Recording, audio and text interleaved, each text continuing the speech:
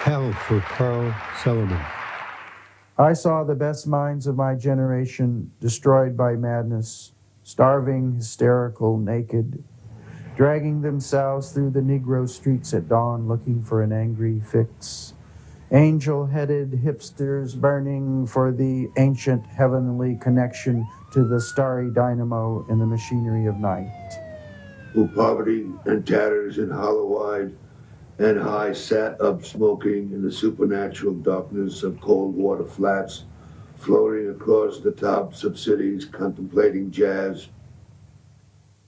Oftentimes he'd come off stage and vomit with the sort of stress. As I recall, he'd often finish a performance taking his clothes off, not to flash or see if he had any takers in the crowd, but seemingly just to say, there's nothing here, folks, to be afraid of. I mean, all it is the physical body, which we all variously have. Who howled on their knees in the subway and were dragged off the roof, waving genitals and manuscripts. Who let themselves be fucked in the ass by saintly motorcyclists and screamed with joy. I was in the audience, and when I went home that night, I sent a telegram to Alan. I greet you at the beginning of a great career. When do we get the manuscript? Friendly Getty urged me to print it, and I said, oh, well, why not? So I sent it to my family, and they said, okay. Why do you need all these dirty words? But it's a great poem. Censorship has often been good for poetry. You yourself had the good fortune of having Howl banned by the U.S. Customs in 1957. That created a lot of publicity and probably sold a lot of books. Oh, yeah, I have to thank them completely for my fame, whether the police. We were quickly identified by the media as a dangerous revolution. The censorship trial against City Lights and Lawrence Ferlinghetti and his bookseller, who was also arrested in the case, really centered on a couple of important issues. One was the very simple issue of whether or not one could use an obscene word like fuck in a poem and have it, well, later on read over the radio, which is still continuing. Others, of course, issues were the fact that Ginsberg was talking openly about his homosexuality and his drug use. The judge ruled that, quote, in order for a work of art to be judged obscene, it had to have no redeeming social significance. And it was cleared. What sphinx of cement and aluminum bashed open their skulls and ate up their brains and imagination? Moloch. Moloch, solitude, filth, ugliness, ashcans and unobtainable dollars, children screaming under the stairways, boys sobbing in armies, old men weeping in the parks. I asked him about some of these images. Well, where did these images come from? He said, oh, he was completely stoned. Moloch, Moloch, nightmare of Moloch. Nightmare of Moloch, Moloch the loveless, mental Moloch, Moloch the heavy judger of men. Moloch, whose eyes are 1,000 blind windows. Moloch, whose skyscrapers stand in the long street like endless Jehovah's. Moloch, whose factories dream and croak in the fog. Moloch, whose smokestacks and antennae crown the cities. Moloch, whose love is endless oil and stone. Moloch, whose soul is electricity and banks. Moloch, whose poverty is the specter of genius. Moloch, whose fate is a cloud of sexless hydrogen. Moloch, whose name is the mind. Moloch, whose name is the mind.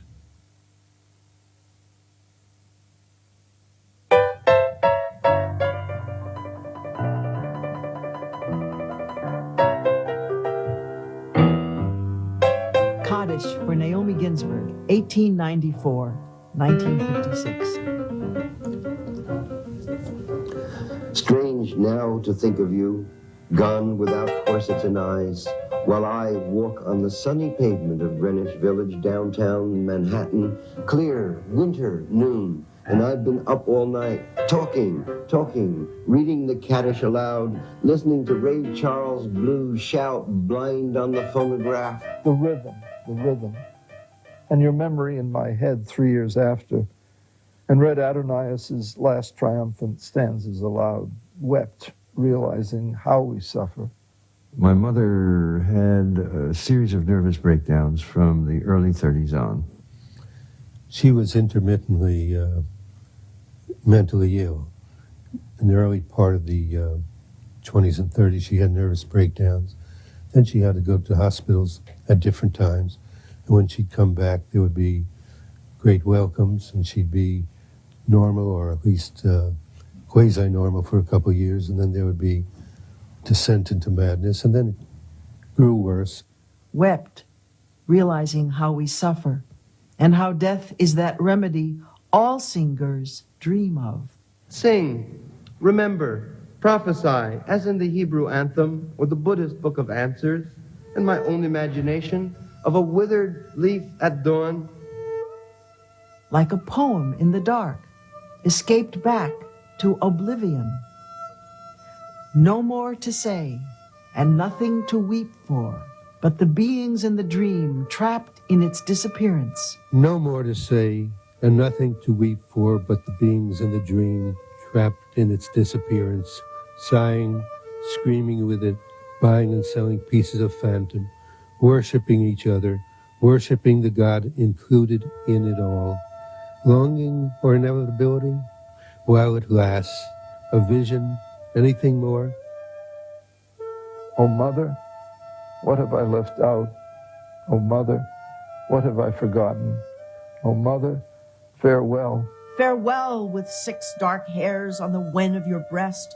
Farewell with your old dress and a long black beard around the vagina.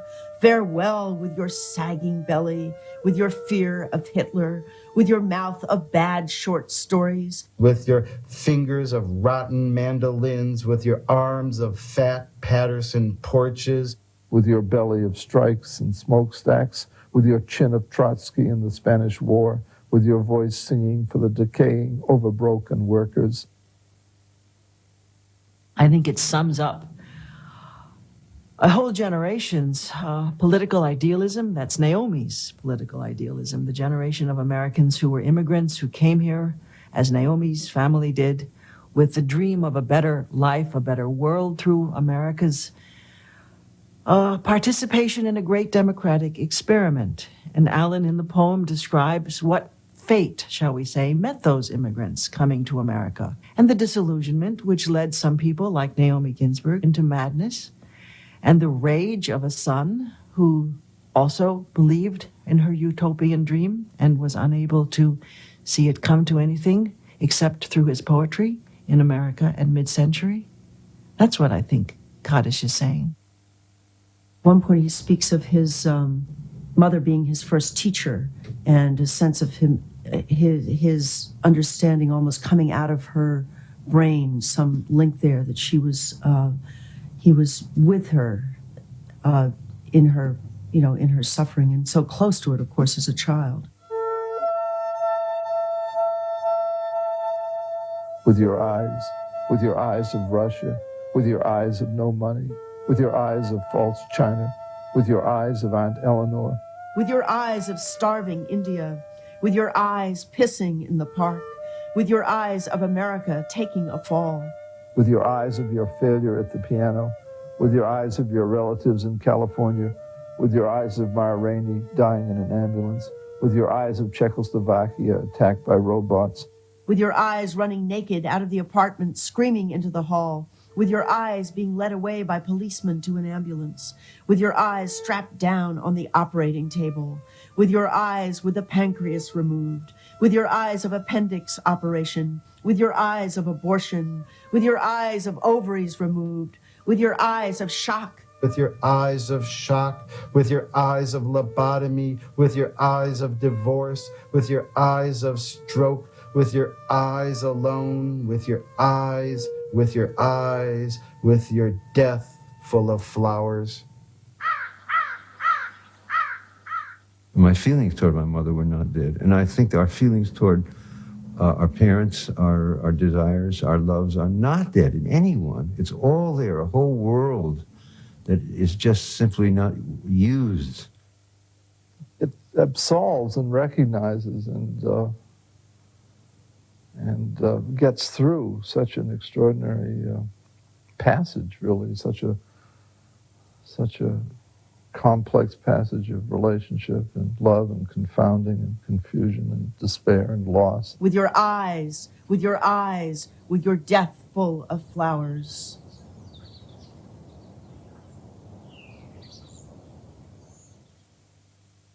I had at that time the idea that it would be good for me to go outside of America, outside the United States, every few years and take a look back from abroad and broaden my education. And so in 1960, I spent a half year in Latin America, Chile, Bolivia, Peru, and came back and spent till another year and a half in America. Then I thought it was time to go again with Peter and maybe this time go a little further.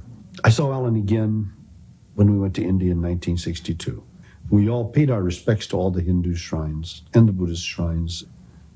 I chanted all of the sutras I knew from my monastic experience. And Allen said, oh, so you learned to chant. They taught you how to chant. Let's chant together. Om Namo Shivaya.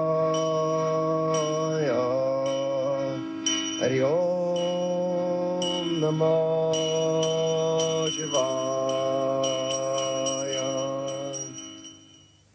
We're here to talk about the avant-garde. I should like to begin by asking Mr. Ginsberg whether he considers that the hippies are an intimation of the new order. Why don't I read a poem?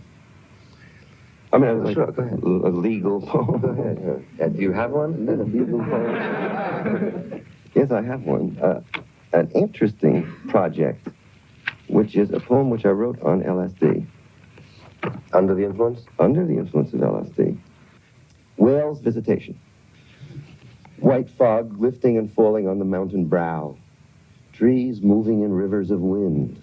The clouds arise, as on a wave, gigantic eddy lifting mist above teeming ferns, exquisitely swayed along a green crag glimpsed through mullioned glass in valley rain. Nice opening.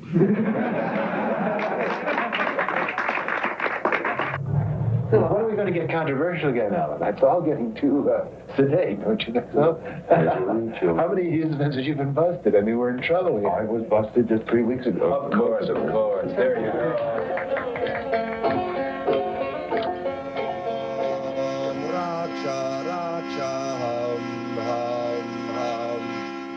Ginsberg has used many drugs for short periods of time. Alcohol, occasionally. Marijuana, occasionally. He's used amphetamines. Kaddish was written with the aid of amphetamines. He's used lysergic acid, LSD.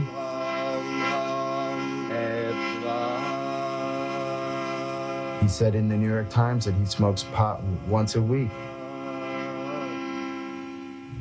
And in 20 years, I've hardly ever seen him smoke pot. Home bomb, we bomb them. Home bomb, we bomb them. Home bomb, we bomb you. Home bomb, we bomb you. Eisenhower, leaving office, warned the citizens of the United States of America to beware of the beginning of the military-industrial complex, who are coming together into the corporations that we have today, taking control of the finances of America to build weapons of mass destruction. We are going to Chicago, about 250,000 of young, energetic love buddies, to engage in a youth international party, sing in, grope in, love in the parks and streets of Chicago during the time that the Democrats will have their death convention. Alan and I, decided to go to Chicago to be part of the Festival of Life. My own own feeling is I don't want to get my head busted in, and I don't want anybody who came knowing that I was coming here to have their head busted in. So I'm not going to march formally as a yippie. I'm going on the mobilization march as an individual, but not as a leader of yippies. And I don't know if I'll march from here if it looks like a bloodbath scene. Alan was there and with his gravelly, sore, hoarse voice chanted with the whoppa, whoppa, whoppa of the helicopters overhead. And they had these jeeps with barbed wire enclosures, so they were like hippie sweeping jeeps, and guards with fixed bayonets, and guys with gas masks with backpacks. They looked like crop sprayers, only they were guys with tear gas spraying equipment, all surrounding us. And Alan came up to a bullhorn. I remember he totally blew out his voice chanting Om. Hours and hours, maybe 10, 15 hours.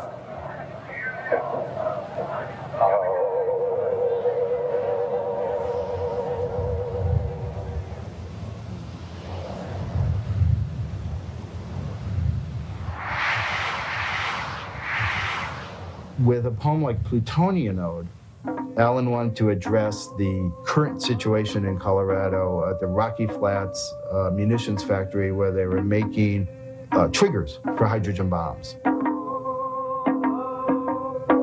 I publish your cause and effect.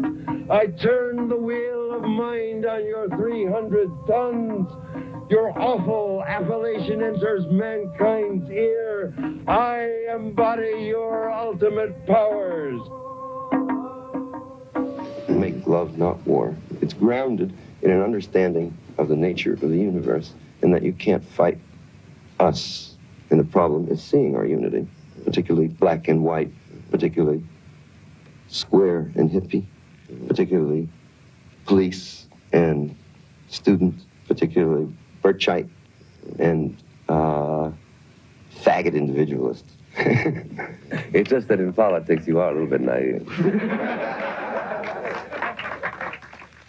In Vietnam, the body is burned to show the truth of only the body. In Kremlin and the White House, the schemers draw back weeping from their schemes. In my train seat, I renounce my power. So that I do live, I will die.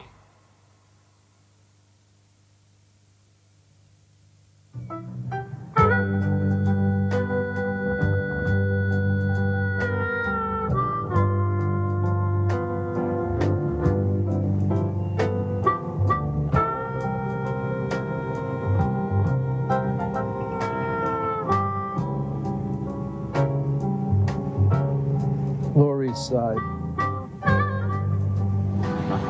That round-faced woman, she owns the street with her 3 big dogs, screeches at me, waddling with her shopping bag across Avenue B, grabbing my crotch. Why don't you talk to me? Why don't you talk to me? Baring her teeth in a smile, voice loud like a taxi horn. Big jerk, you think you're famous. Reminds me of my mother. He caught the lament of suffering through life, which Jews, always being an outsider people, have felt, which segues so terrifically into Buddhism for him, because Buddhism starts with life as suffering. Buddha died and left behind a big emptiness. We studied together. We try to learn the essence of the Tibetan Buddhism and what can it make a difference to people's life. And since then, we become friends. And I was a bit surprised. I was expecting a angry point.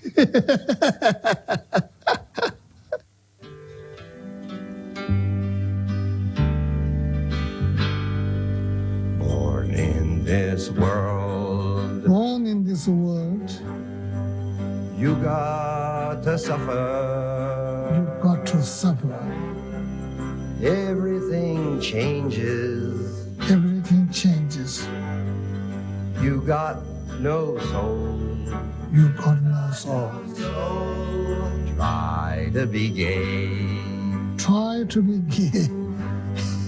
Ignorant, happy. You get the blues.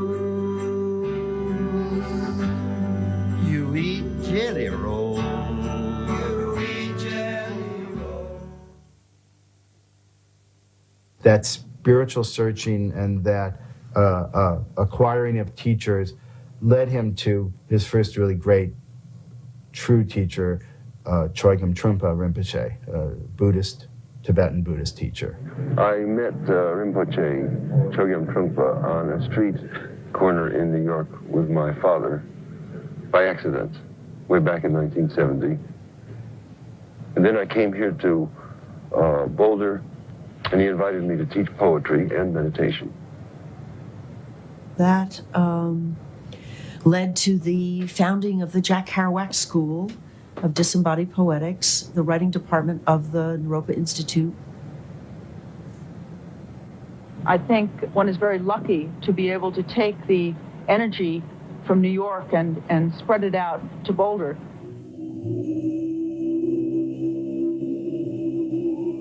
Did you ever see yourself a breathing skull looking out the eyes? Under wooden roof beams, 100 people sit, sniffling, coughing, clearing throat, sneezing, sighing, breathing through nose, shifting on pillows and clothes, swallowing saliva, listening. Attention, attention, attention, each moment. And as the cosmological Amitabha Buddha suggests, this giant eon that we're living in right now, in this giant eon, human beings can hope to achieve insight best by paying attention to hearing. Well, Alan's always wanted to be a rock and roll star. He's a terrific groupie of the rock and roll scene. A ballad of American skeletons, or American Ballad of Skeletons. Said the presidential skeleton, I won't sign the bill. Said the speaker's skeleton, yes you will. Said the representative skeleton, I object. Said the Supreme Court skeleton, what do you expect?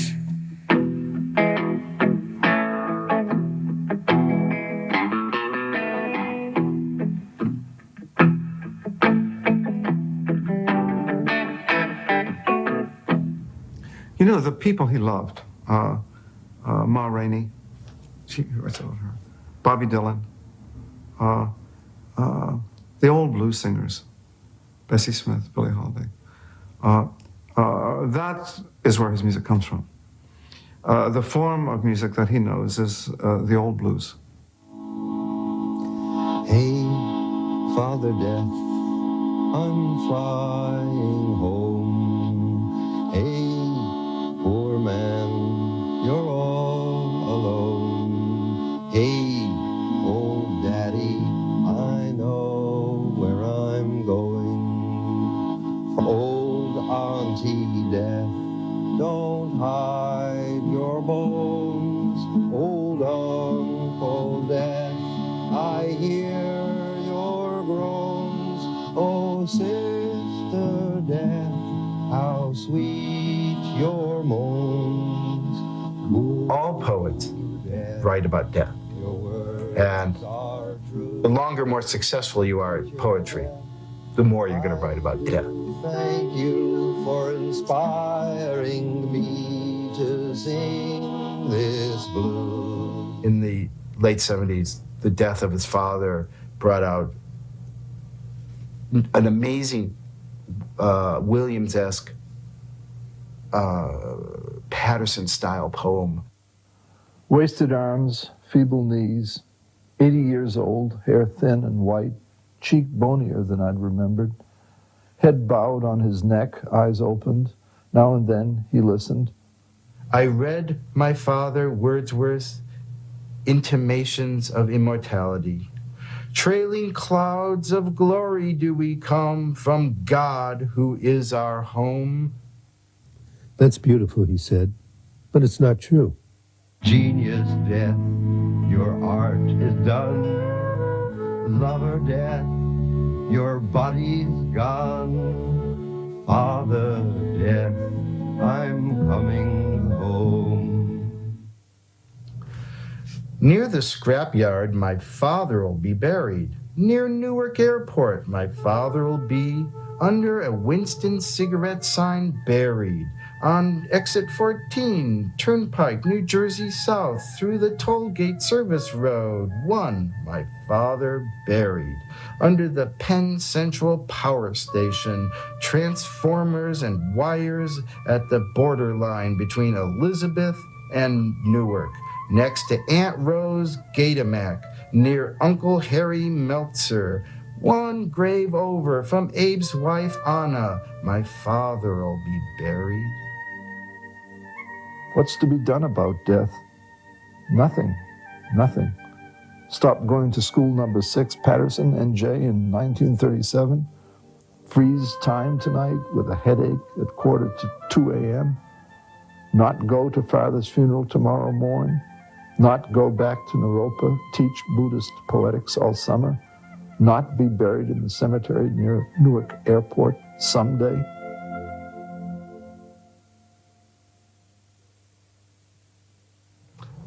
It was exciting to come and work for Allen Ginsberg.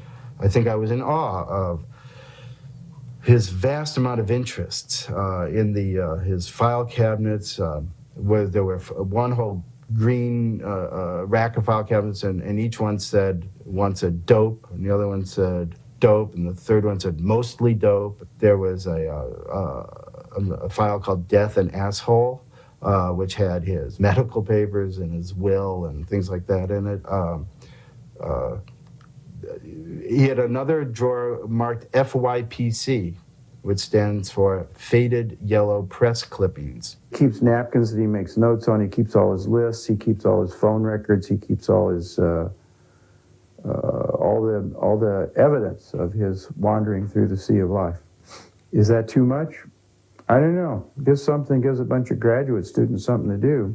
You'd be talking to some complete stranger at a party or something, totally absorbed in this person.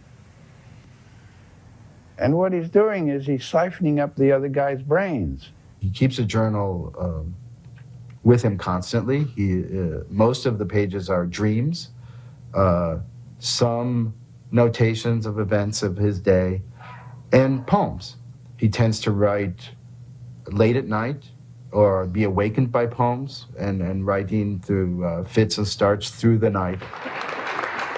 Sleepless, I stay up and think about my death. Certainly, it's nearer than when I was 10 years old and wondered how big the universe was. If I don't get some rest tonight, I'll die faster. Does he work too hard? Yes. For a guy with congestive heart failure, diabetes, and who knows, Bell's palsy.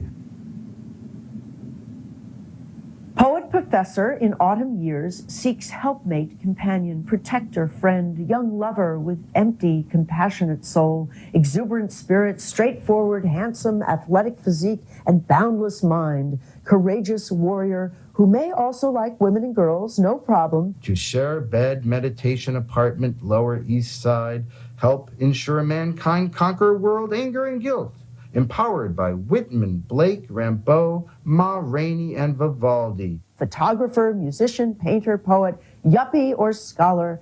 Find me here in New York alone with the alone, going to lady psychiatrist who says, make time in your life for someone you can call darling, honey, who holds you dear, can get excited, and lay his head on your heart in peace.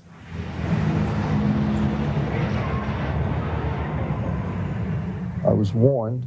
Now I'm a senior citizen and stuck with 1 million books, 1 million thoughts, $1 million, 1 million loves. How will I ever leave my body? How will I ever leave my body? Allen Ginsberg says, I'm really up Schitt's Creek. Even the most difficult person may think he's exterminated his tenderness or his sensitivity or his longings or his desire, but it will come out on the deathbed, on dreams and moments of sexual ecstasy or fantasies or daydreams or who knows. And it seemed to me a great thing to actually open up and reveal what was desired. In fact, that's in a way the whole task of poetry or art, to reveal the inner world that does exist, that isn't acknowledged socially or isn't even acknowledged personally sometimes because it's so buried. So it's latent, but it's there.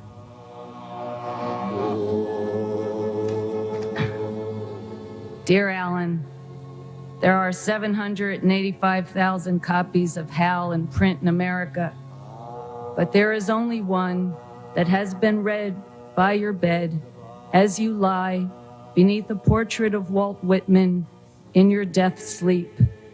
There is only one copy that witnessed a humble blue curtain flutter in the breeze above your pillow as faithful monks chanted and friends softly shuddered and Peter discreetly attended, and a universe of children kept turning, spinning little blue songs in the form of little blue cloths, the size of even smaller skies, peopled with tiny stars whispering, "You are dead." He opened his eyes.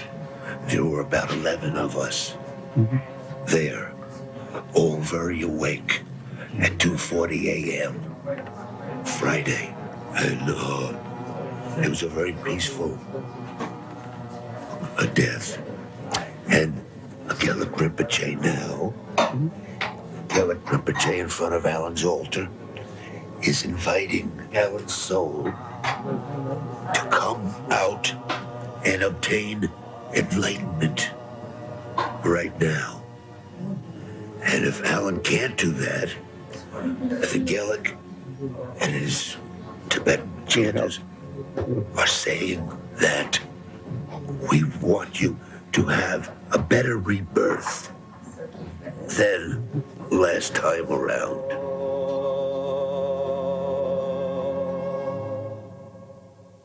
Born in this world, you got to suffer. Everything changes. You got no soul. Die when you die. Die when you die. Lie down, you lie down. Die when you die. Oh, Allen Ginsberg, see what you have done. C.C. Allen, see what you have done. You have taken us in from many worlds, and you made us all as one.